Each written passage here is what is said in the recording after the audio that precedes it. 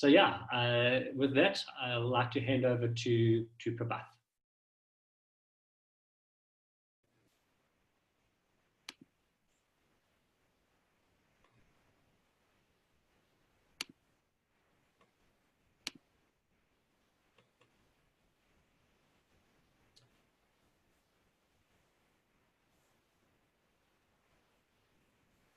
Thanks, Steve. Hope you can see my slides now. Can you? Yes, I can. Great, thank you. Yeah, hi everyone. Thanks for joining in. I'm Prabhat Sirivadana from WSO2. I've been with the company for last 13 years and mostly worked on building the WSO2 identity server. WSO2's vision in IAM is to build an API-driven, developer-focused IAM product to address CIAM use cases. We believe in moving forward. Every service you develop, every API you design, every device you use, every person you interact with will have managed identity. In building a CIAM solution, you need to integrate with all these components and you can't operate in silos. That we see as a need for a developer-focused IAM product to build a CIAM solution.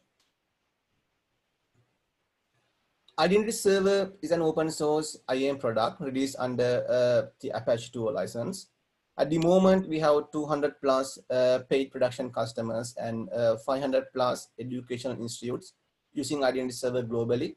That's in addition to 1,000 plus completely open source deployments with no WSO2 subscriptions. I would say 90% of Identity Server deployments are customer facing, addressing CIAM use cases across multiple verticals, including financial, government, healthcare, education, automobile, retail, and many more. We have a very active Slack community. So if you have any questions related to the product, we invite you to join our Slack channel. The entire Identity Server development team is on it to help you. Identity Server was recognized multiple times by different analysts.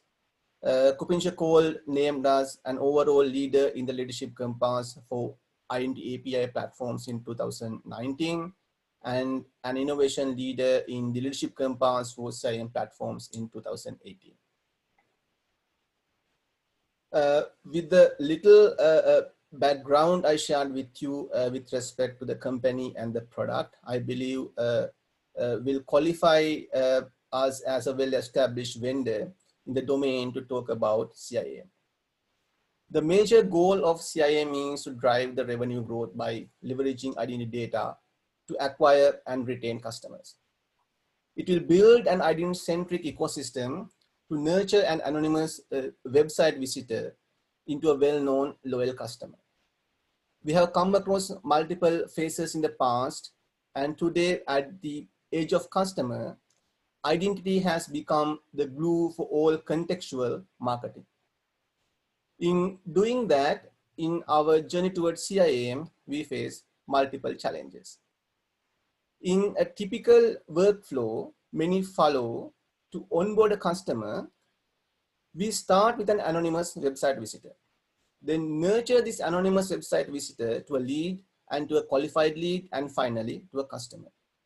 There can be multiple variations of this flow, and we could be using multiple channels to onboard customers. When we have multiple channels, multiple points of connections and data sources, that leads us to another problem. Data related to anonymous users may reside under marketing data sources. Data with respect to leads and sales might be under CRM data sources. Then the identity data of customers would be under the IAM system. With this approach, we'll end up having siloed data sources, and those siloed data sources may not know how to talk to each other. 52% of marketing leaders responsible for data and analytics believe data integration and data management are the most time-consuming activities. Also, over 1/3 of marketers say the inability to integrate data is the biggest obstruction to the success of the analytics teams. This is a real challenge. We need to find a solution. Then protecting consumer data at large scale. Unlike in workforce IAM, in a typical CIM system, we work with millions of users. We need to worry about how we securely store the PII data of these users and preserve privacy. This is another challenging area we need to worry about. When we build a CIM solution to address these challenges, these are the core functional requirements we need to worry about. All of them are very much self-explanatory, so I won't go into details. Then again, what matters most here is how you build these core CIM features to address some of the key non-functional requirements. Scalability is one key requirement in any CIM system. Unlike in workforce IAM, in CIAM, the difference between the average load and the peak load is considerable. So in a traditional way, if you provision your hardware to address the peak load, you'll end up wasting a lot of your resources. In one of the financial institutes we worked with, they were building a CIM solution for over 1.5 million customers.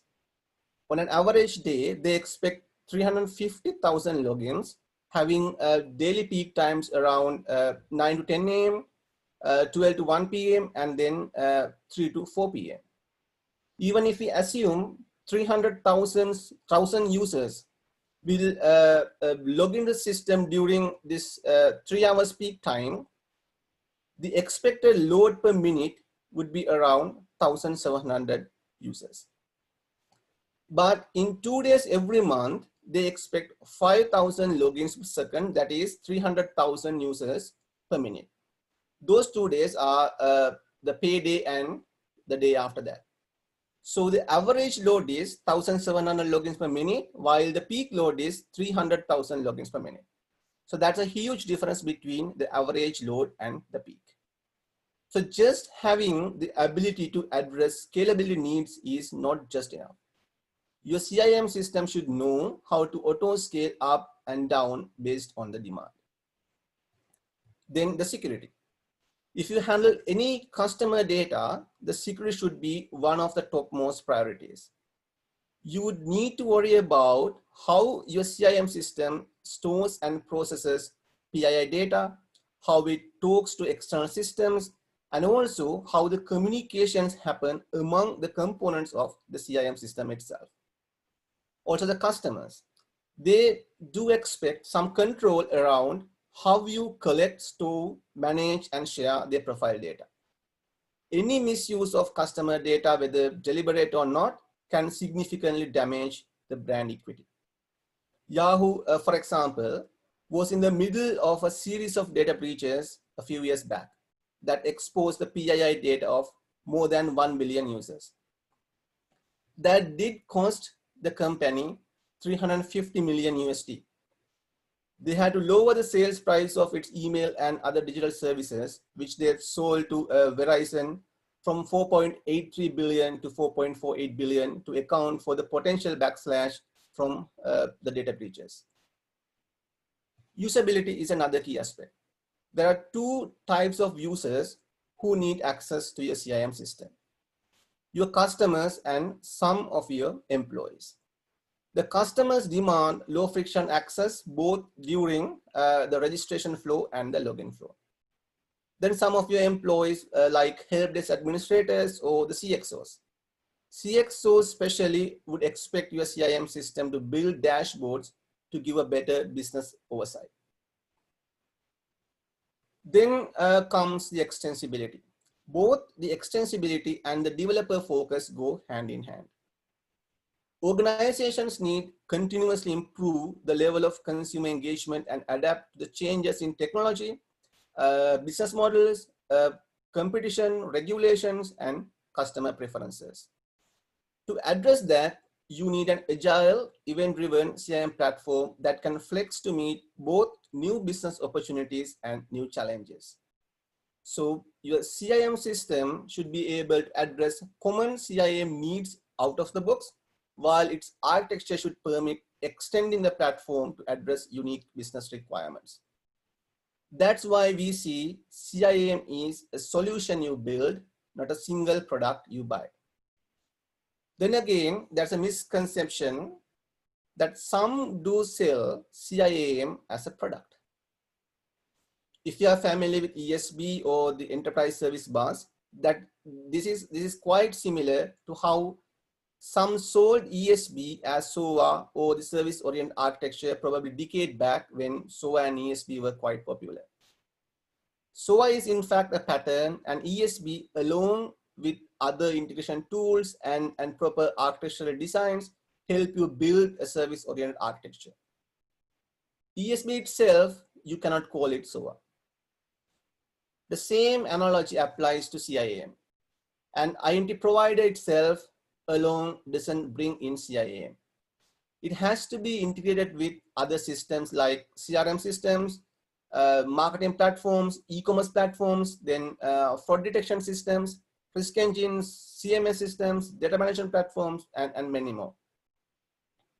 To cater these requirements, your CIM solution has to be extensible, API-driven, and developer-friendly.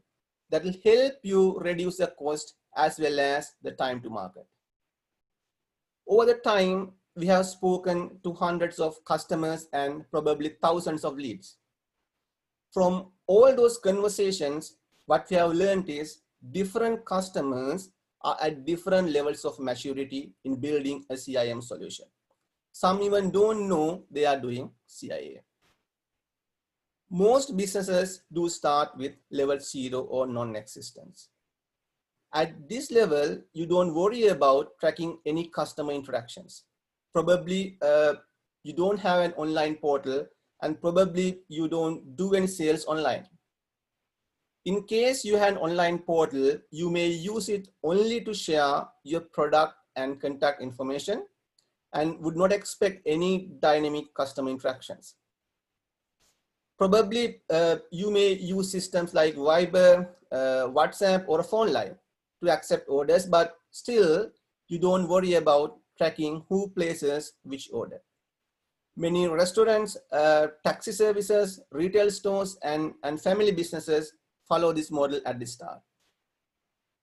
When you walk into a restaurant, no one knows about you. Even if it is same restaurants, you are going back again and again. Each time you need to pick where you want to be seated and what you want for the meal. Same applies for many taxi services other than probably Uber and Lyft. Whenever you order a taxi, you need to share the address you need to go. You can't just say, drop me home or drop me to the office. Level 1 or the managed identity phase, you only worry about onboarding your customers to the system and digitally manage their identities. Even under level 1, the emphasis different companies put on how they want to manage their customer identities varies. One may only worry about onboarding customers via an online portal and then let them authenticate to the system via username and password. And another company would worry about integrating with social IDPs for registration, enabling strong authentication options with adaptive authentication, integrate with risk engines, do identity analytics, and so on. What you do in this phase is distributed across a broader spectrum. But still, you only worry about managing identities. No CRM system in place, no customer preference management system in place. I would say most of the companies who are working towards a digital strategy are in this phase, or at least start with this phase. Then again, the question is how long you want to be in this phase. We've worked with many companies who've been in this phase for years, and some even for more than a decade. What we've seen is the more you are in this phase, you start building disconnected identity silos. You may use a federation between applications and identity providers, but still will end up having multiple federation silos, probably by different departments.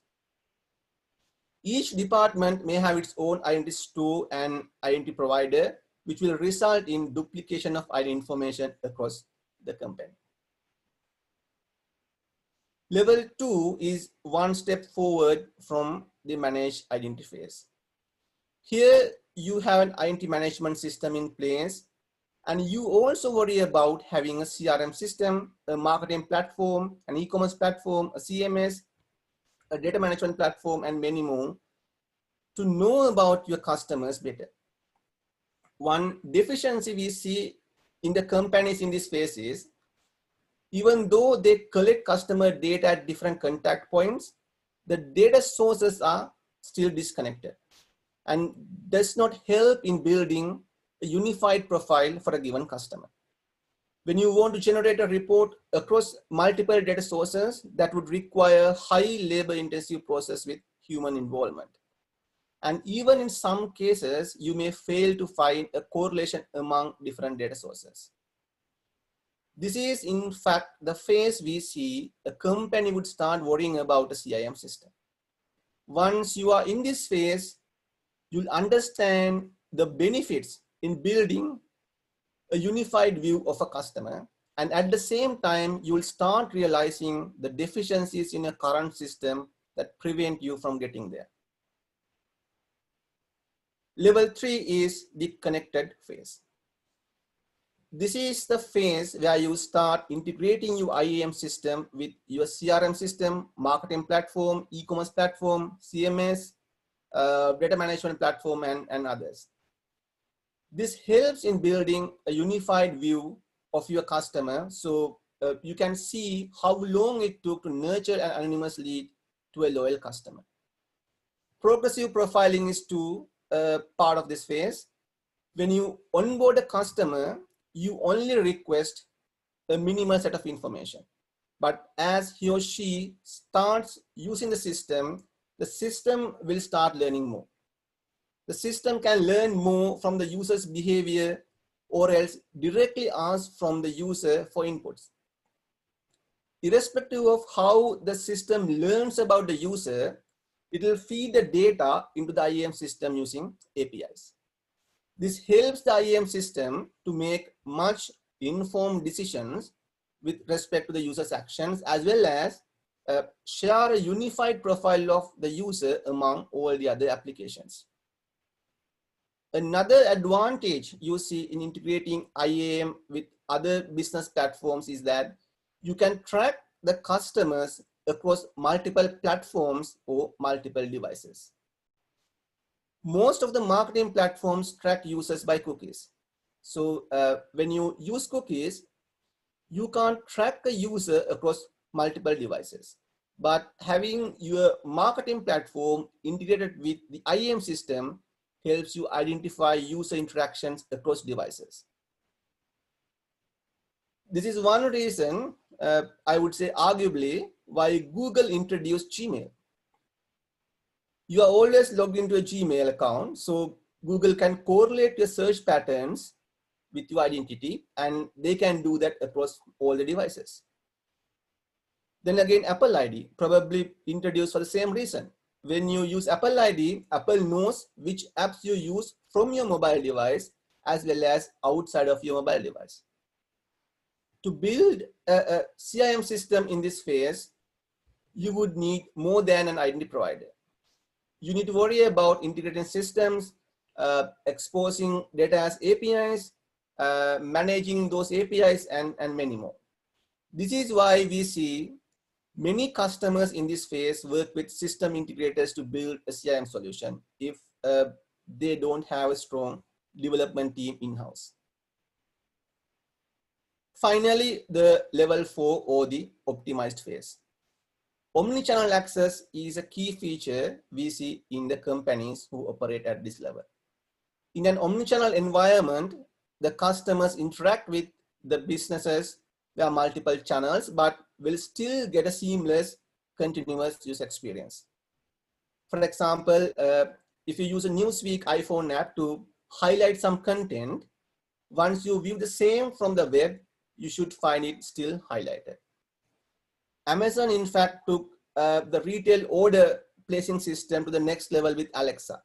If you are an Amazon customer, you can place an order via its website, mobile app, Alexa, or even via Kindle. When Amazon announced Amazon Books a few years back, their intention was to bring the same digital experience to the physical world. If you visit an Amazon bookstore, you will see the book reviews, ratings, and many other digital-only features there. Then Amazon Go. There it uses sensors to track items as we put them into the cart or return them to the shelf, and finally, your Amazon account gets automatically charged with no cashier involved. So this is the next level of omnichannel experience Amazon is building. Then the CXO dashboards is another key feature we see in this phase of CIAM. The CXO dashboards get updated in near real time with the data with respect to the current status of business, and also the predictions derived from integrating with machine learning systems. Also, in this phase, machine learning and behavior analytics are being used to suggest how you can design better, more effective UX A/B testing for user registration and login flows. We only see a small percentage of companies at this optimized level. Okay, finally, the takeaways. The goal of CIAM is to drive the revenue growth by leveraging identity data to acquire and retain customers. Organizations need to continuously improve the level of consumer engagement and adapt to the changes in technology, business models, competition, regulations, and customer preferences. An agile, event-driven CIAM platform can flex to meet both new business opportunities and new challenges. The CIAM system should be able to address common CIAM needs out of the box, while its architecture should permit extending the platform to address unique business requirements. WSO2's vision in IAM is to build an API-driven, developer-focused IAM product to address CIAM use cases. Thank you very much. Steve, do we take questions now?